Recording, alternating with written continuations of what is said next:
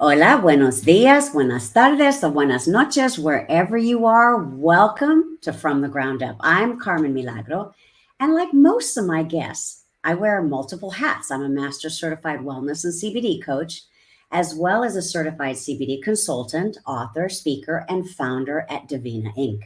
My most recent role is director of talent acquisition for Expand ITV, the coaching channel. What does that mean? That means I have the honor to scout for, help curate, and help approve the onboarding of some of the most incredible coaches. And we help them reach thousands of people at a time by producing their own coaching series for TV. I'm also the creator of Soothe BioRF, a bioresonance frequency enhanced hemp CBD massage and muscle serum designed to help people feel better using plant medicine and vibrational frequency. And as the co founder of an ed tech company called CBD University, based in Mexico, we recently launched my Global Truths About Hemp CBD, an online educational course in all of the Latin American countries, plus Canada, Europe, Australia, and of course the USA, with the help of over 70 ambassadors.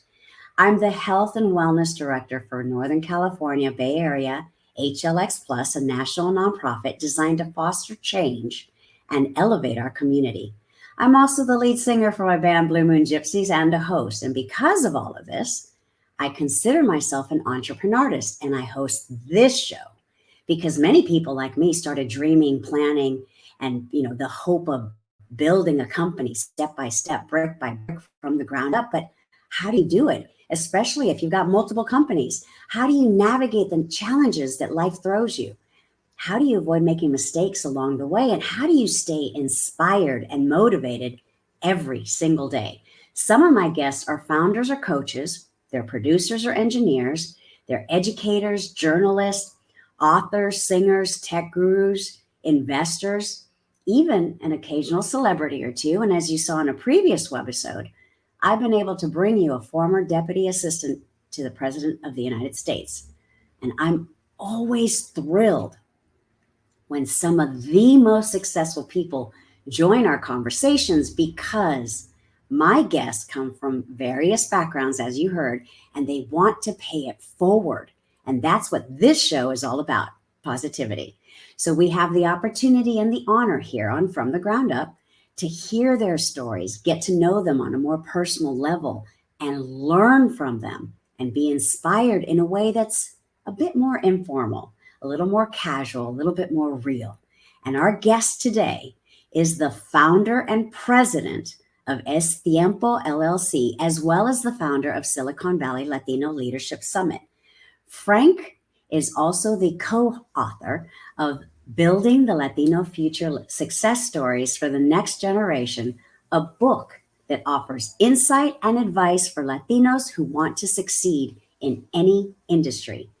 Formerly a part of the Ken Blanchard network of keynote speakers and a former member of the Silicon Valley Coaching Federation, Frank Carbajal provides small business owners, CEOs, executives, managers, and directors with the framework and tools necessary to achieve their personal best.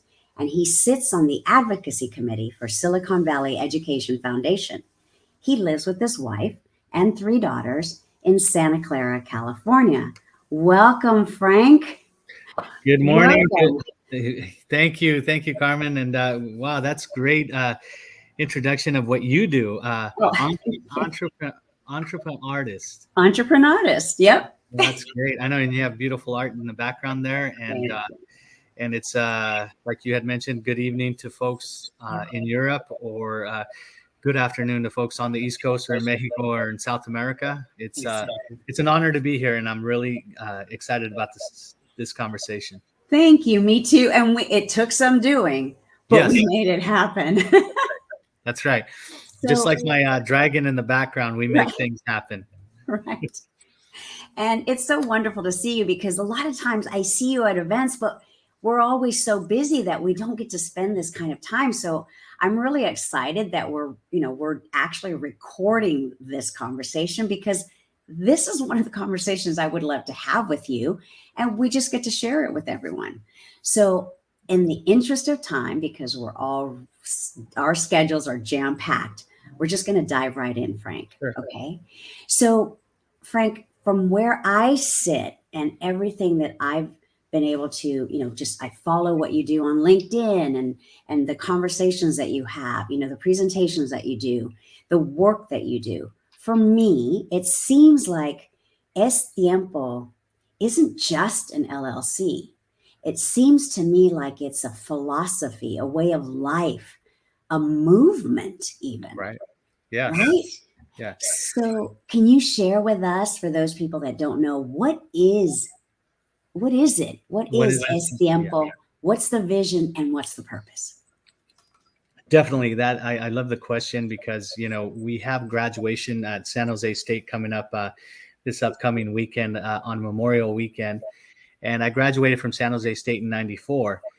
And two of my heroes that would drive me literally to my classes of thinking of them viscerally was the late Cesar Chavez and Malcolm X.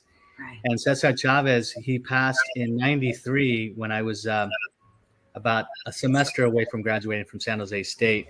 So I really pushed on, and I just remember how I would drive this little Geo Metro, those little cars. I remember. Campus, and I was a commuter, and that sticker alone, it was a uvas no grape sticker. I coincidentally today I do enjoy wine, but I didn't enjoy wine during that era. Right. And I was an advocate and an activist within me during that time, because I really felt like people like Cesar Chavez and Malcolm X had this narrative for our communities of color. And so for me personally, it was in early 2000s when I became a first generation professional after graduating from undergrad and a master's program and working for the county of Santa Clara. I always had, Carmen, this dream to reach for my dreams, to write a book. And the book that I would write would be to showcase and profile successful Hispanics, Latinos, Latinx, as we know of today. And I remember the conversation I had with my dad, my papa, and dices de Mexico, mis padres eran de Mexico. But I had this conversation with my dad, and I said, I would definitely like to write a book. And he says, well, mijo, es tiempo. It's time. And yeah, so, my parents, our grandparents, our padrinos, madrinas have the wisdom that is within us and is within our DNA. And so for that reason, I was driven to talk to a friend of mine, a colleague, and said, I want to start a business while I was working. He's like, what do you have in mind? I said, I have two names. I have Es Tiempo and Salud. Because, the e-commerce back then was so popular, the beginning of it. Sure. And he's like, well, tell me about Es Tiempo. And I told him the story about my dad. He's like, go with Es Tiempo. So Es Tiempo started as sole proprietor. And then when my book was published in 2008, I created the LLC. But as you mentioned in the question, it's more than just a LLC, a name. It really is a movement in terms of galvanizing our community, bringing us together. I love it. I love the history behind it. And now it just really, for me, right, it tugs at my heartstrings. So, well, thank you. It really, that's the power of our stories, right? When you share these stories, this is why I like having these conversations.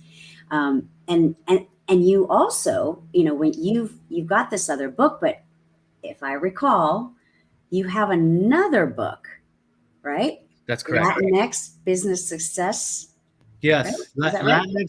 Latinx business success is original title was Evolution of Latino Digital Intelligence, and the editor at Wiley felt Latinx because of the inclusion and because of the intersectionality of who we are in terms of, it's been reported that only 3% of our community accept the term Latinx.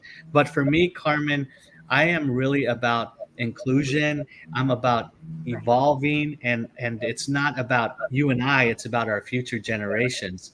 And Correct. so if I ask my own kids or my nieces and nephews, do you like Latinx? And if they say yes, then I go with the future, and because the future is now. And in terms of, you heard the statistic of many Latinas in tech, it's below 2%, and I'm a father of 3 daughters, so I'm going to have my heartstring, tugged by my daughters first Right.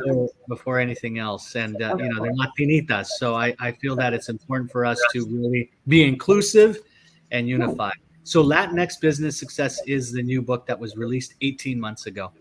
Okay. And we'll talk about all of that, where it's available, or if you want to just tell us now. Yeah. So for folks that are interested, they could go to Amazon and order their book on Amazon. I am not about, for the book, I'm not about profit. I'm about people having access to a book that really is going to inspire them. So Amazon is the cheapest route to order my book, and I really believe that it's important for folks to really read our stories, because Carmen, you mentioned about storytelling and stories. That is the most sustainable aspect of our lives, is in terms of leadership, is storytelling. Because as you know, we have dichos, we have stories, we have so many stories to share, that we are billionaires in terms of storytelling. Yes, we are. Yes, we are.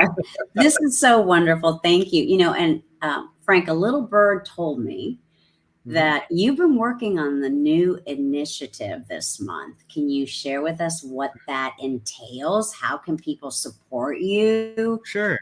Is it long term? Is it, what is it? What have you been working on? Yeah, no, that's a great question. I first started, as you had mentioned, the Silicon Valley Latino Leadership Summit in 2010, and every year prior to COVID, it was in May, and post-COVID, it's in October.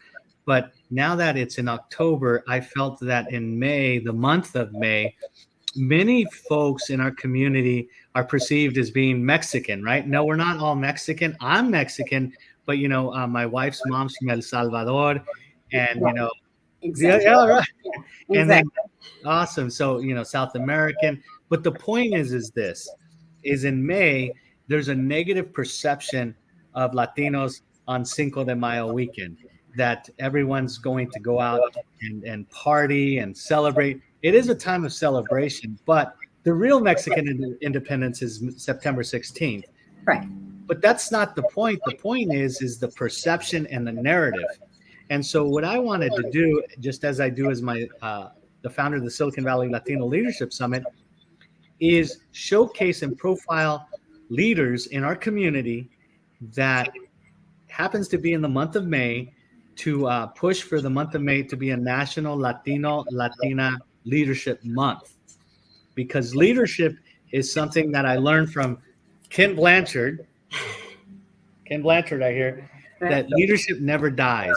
Leadership leads to legacy, and legacy is passed on to our future generations. So if folks in our community could see the folks that I showcase on a daily basis in the month of May, as you can see on my post, then they could really believe that they could do it as well.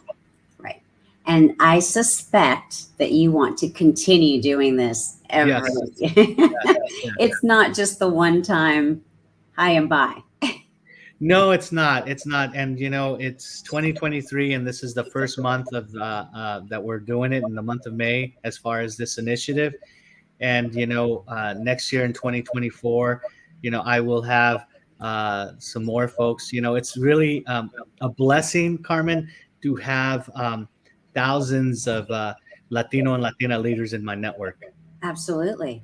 Absolutely. That's exactly how I feel. Thank you, Frank, for that. And then I know we're on a time constraint here, so I just wanted to also touch base with you about what's this investors pitch competition all about? Oh, that's a great question. Yeah, that was a couple of weeks ago for Angeles Investors. Yeah. Okay. So Angeles Investors was founded in Chicago by a gentleman who's a friend of mine, David Olivencia, Marcelo Di Santos, and Adela Cepeda. Adela is going to be an awardee at the summit this fall. But what they did, yes, during COVID, is they wanted to make sure that they would identify business entrepreneurs that that don't have access to capital. Right. Right. In other words, that's identifying entrepreneurs. And then from identifying entrepreneurs is lead them to investors. And the group of founders have such a positive network, a large network of angel investors and venture capitalists, that they felt that they would start Angeles Investors as a membership ecosystem. Yeah. And so the Angeles are investors that become members.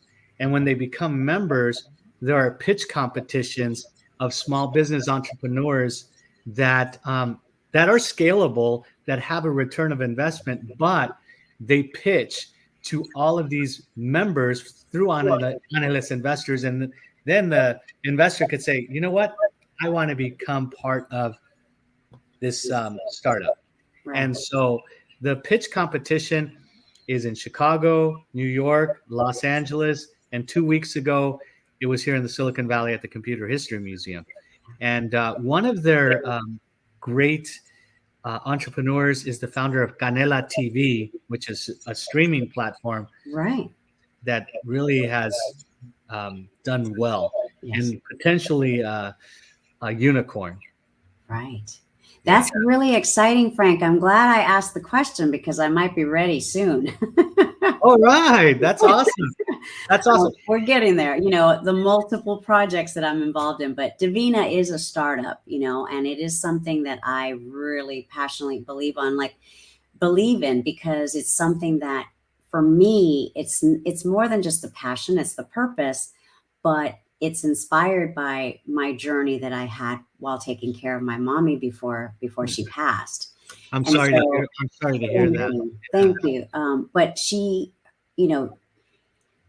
what I learned from her, and that was knowledge and wisdom passed down from my abuelita, the plant wisdom, and using this in a different way, combining it with modern technology, bioresonance frequency. I think I'm onto something. So I'll keep you posted. So Carmen, so your mom and abuelita are from El Salvador?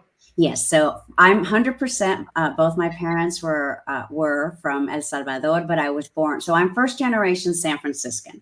Okay. All right. So yeah. My wife is from San Francisco, the Mission District, and her mom. Yeah. You never know. We might be related because El Salvador is a very small country. You'll meet my wife at the summit in the fall. Okay. And yeah, so what you have is something that is a product like Nopalera, right? Nopalera. Yes, I saw her on Shark Tank. It's very similar, except my lane is hemp CBD. Wow. So if you think about it, one of the reasons why I created my online course is because I talk about the history of hemp. Now there's two plants. There's hemp and cannabis. Right. I stay in the hemp lane because I'm allergic to THC. So 20% of the population is actually allergic to THC. So how can I talk about something that I can't use myself? So I'm very specifically, very niched. But that is one of the things that I talk about in the course is, it came through from Asia down through Africa and came up into the Americas from the southern part, from South America. Wow. At one point, Frank, before we were so blasted with marketing that these plants are so evil, our cultures were the way that I see it, the way that I've researched history and what I've learned, our cultures were the guardians of plant medicine in the Western world. How did we get so far away from that? Right? I mean, how did we get so far away that now pharmaceuticals lead, pharmaceuticals lead the way to health, which we know they don't necessarily all the time. Exactly. It's a huge conglomerate. It's taking control. So anywhere from the natives, as you had mentioned, to our indigenous roots of folks that are the true medicine, women and men. So correct. So that's awesome. Thank you. It's definitely a project that is, it's very important to me. For me, this is my legacy. So I've been following your podcasts and your thank you. and I know that you do that, and you are. It sounds like big-hearted in the entrepreneur space. This is great. Yeah, thank you. I know it's a lot, but when you follow your passion and your purpose, when those two are intertwined, and I think for me, I don't think anything is impossible. No, it's not. No, it's not. Exactly. So, Frank, before I let you go, I have a couple of little more personal, in-depth questions for you, if you don't mind. And it's sort of like that, that concept of you can pass, right? If this is something you don't want to answer, you don't have to answer it. It's just a way for our viewers and our listeners to just get to know you a little bit better on a little more personal level. So the first question I had for you is, what is your definition of joy? Laughter, having a sense of humor and not taking yourself too serious. I believe that, it's important. When I was younger, I wanted to be a comedian. True story. I wanted to be a comedian, and Eddie Murphy was my favorite comedian growing up, and so was Richard Pryor, and so I had and Cheech Marin, and I would rehearse their lines and make my friends laugh, because I grew up in a barrio where there was a lot of gangs, and I think the coping mechanism of life was laughter. Right. That's wonderful. And see, that's something that I never would have guessed if I hadn't asked you. Sometimes you're so serious. Yeah. But I did have an inkling, because I did see that video where you're dancing at the Niner game. Yes. Didn't that go viral? It did. Yeah, it got over 150,000 views. There you go. So there you go. All right. How about there's been a lot of conversations, myself included, with different guests on this particular show. But there's been a lot of conversation about imposter syndrome. Sure. Did you yourself experience imposter syndrome at any point in life? I love the question, and I have to tribute this to my coach in soccer. His name was Jose. When I was in elementary school, I started playing soccer, and one of the things that we had no idea what the word imposter meant, but he addressed us as a team, and I never felt like an imposter anywhere.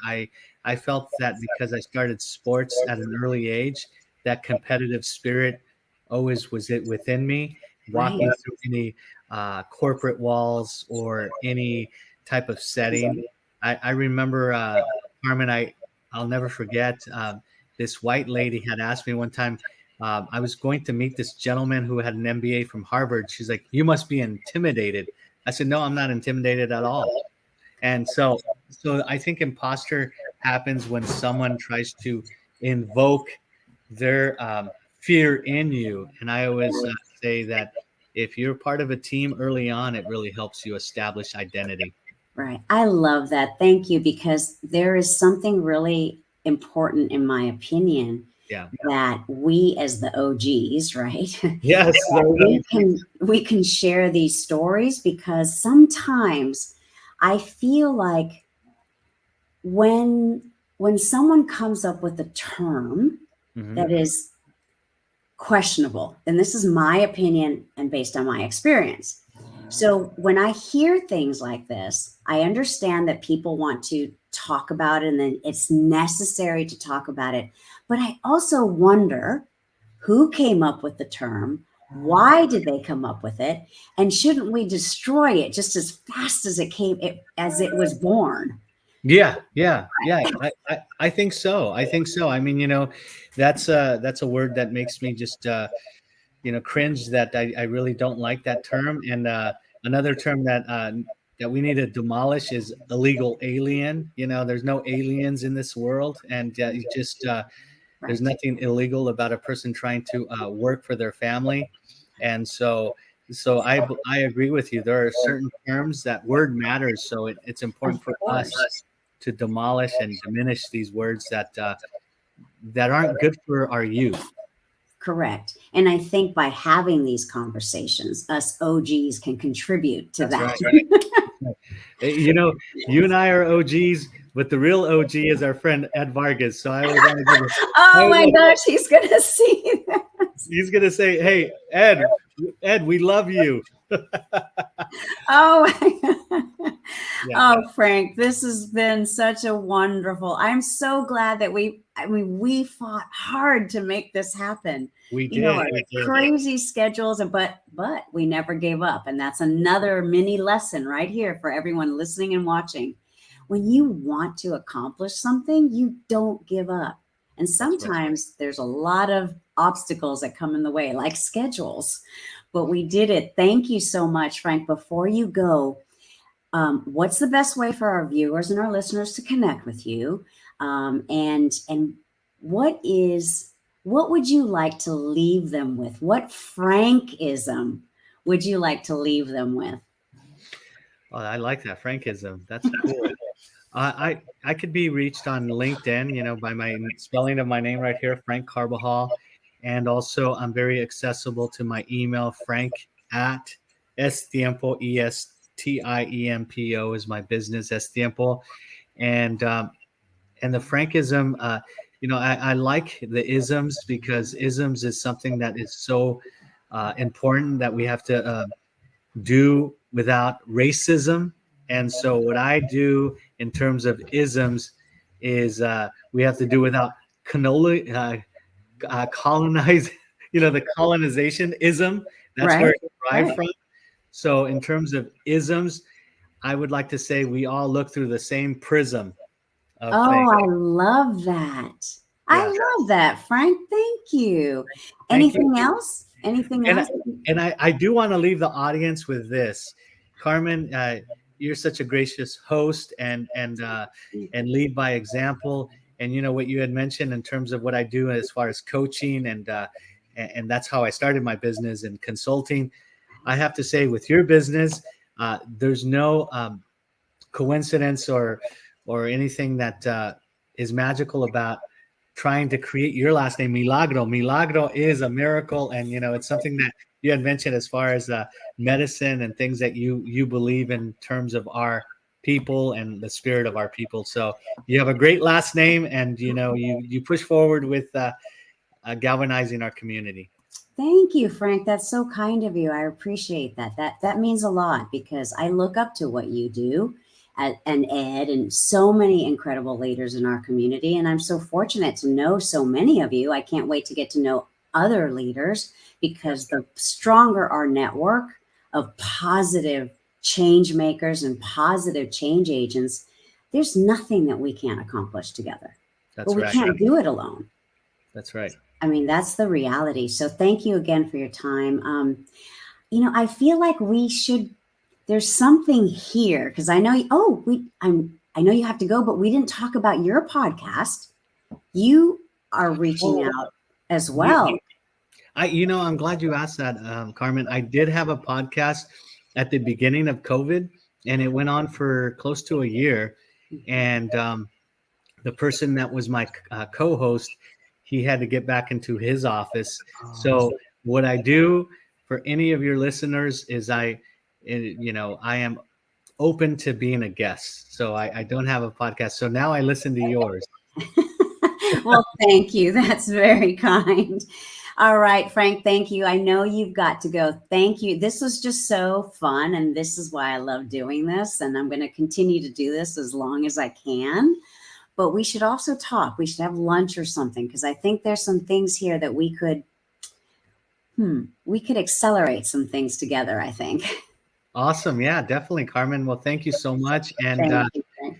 And I know with all your listeners, the last thing I will say is today's Motivation Monday, but make sure that every day's a motivator for you.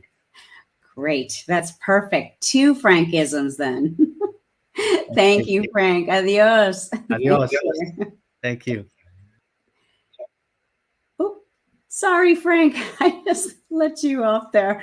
Thank you, everyone who tuned in today. I hope that you got some chuckles and that you got some information and inspiration. And, this is why I try to do this as often as I can, at least twice a month, with phenomenal guests like Frank Carbajal and others.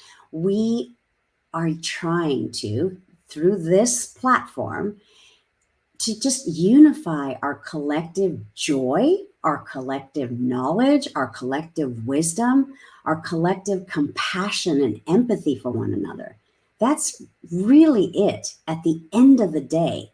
If we can help you succeed because you heard one piece of advice, and even if it's one person at a time, that is why this show exists. So I thank you all for tuning in. I thank you all for listening, for sharing, for liking.